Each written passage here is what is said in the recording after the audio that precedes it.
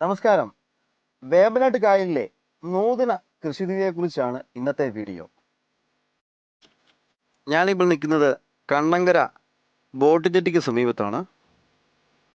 ആ കാണുന്നത് ആ പച്ചപ്പ് കാണുന്ന സ്ഥലത്താണ് നമ്മുടെ കൃഷി ചെയ്യുന്ന സ്ഥലം. ഇതിവിടുത്തെ വ്യൂ പോയിൻ്റ് ആണ്. വിസിറ്റേഴ്സിന് ഇവിടെ വന്ന് ഈവനിങ്ങിൽ ഇവിടുത്തെ ഭംഗി ആസ്വദിക്കാൻ വേണ്ടിയുള്ള വ്യൂ പോയിൻറ്റ്സ് ആണ്. തൊട്ടപ്പുറം ചീനവലകൾ നമുക്ക് കാണാൻ പറ്റും.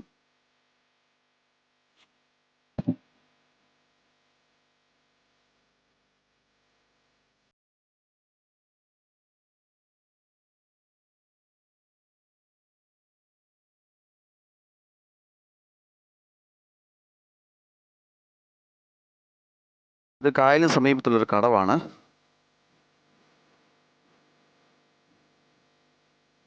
ഈ കാണുന്നതാണ് കക്ക.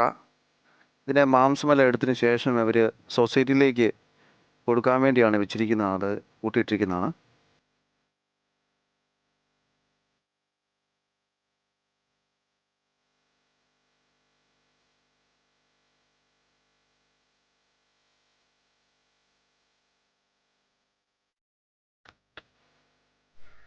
ഇതാണ് കണ്ണങ്കര സ്കൂള്. ഈ കണ്ണങ്കര സ്കൂളിൻ്റെ ഓപ്പോസിറ്റ് ഒരു വഴിയുണ്ട്. ആ വഴിയിലൂടെയാണ് നമുക്ക് നമ്മുടെ കൃഷി സ്ഥലത്തേക്ക് പോകേണ്ടത്. അങ്ങനെ നമ്മുടെ സ്ഥലത്തെത്തിരിക്കുകയാണ്. വേമ്പനാട്ട് കായലിൽ പൂക്കളും പച്ചക്കറികളും ഒരു വ്യത്യസ്തമായ രീതിയിൽ വിളയും. അതിനെക്കുറിച്ചാണ് ഇന്നത്തെ വീഡിയോ. ആലപ്പുഴ കഞ്ഞിക്കുഴി പ്രദേശത്തെ സുധിച്ചേട്ടൻ്റെയാണ് ഈ കൃഷി രീതി. വെള്ളത്തിൻ്റെ മുകളിൽ ഒഴുകി നടക്കുന്ന ഒരു കൃഷി പരീക്ഷണമാണ് സുധിച്ചേട്ടൻ ഇവിടെ നടപ്പാക്കുന്നത്. സുധിച്ചേട്ടൻ നേരിട്ട് വന്ന് കണ്ട് ഈ നൂതന കൃഷി രീതിയെക്കുറിച്ച് അറിയാനാണ് ഞാൻ എത്തിയത്. നിർഭാഗ്യവശാൽ അദ്ദേഹത്തെ കാണാൻ സാധിച്ചില്ല.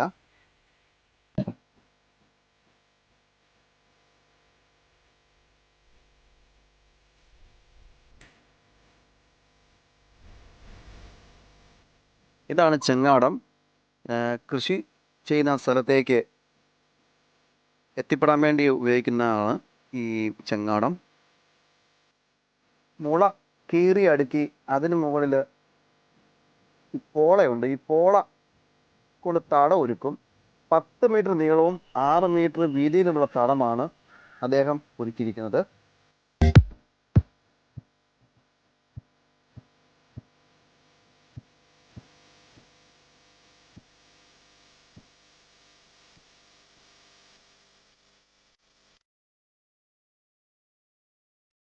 സുധീറിൻ്റെ ആദ്യത്തെ പരീക്ഷണം ബന്ദിക്കൃഷി ചെയ്തും കൂടെ പച്ചക്കറി കൃഷി ചെയ്തുമാണ് അദ്ദേഹം ചെയ്തിരിക്കുന്നത്.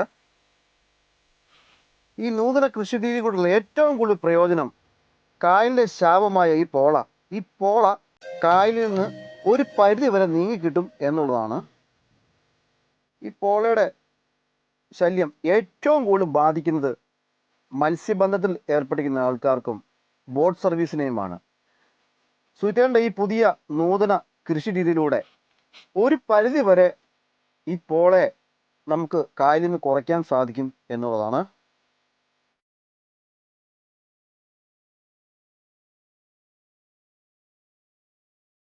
ഈ പ്രദേശത്തെ ഏറ്റവും വലിയ പ്രശ്നം എന്ന് പറഞ്ഞാൽ വെള്ളപ്പൊക്ക സമയത്ത് ഇവിടുത്തെ കൃഷി മൊത്തം നശിച്ചു പോവുകയാണ് പതിവ്.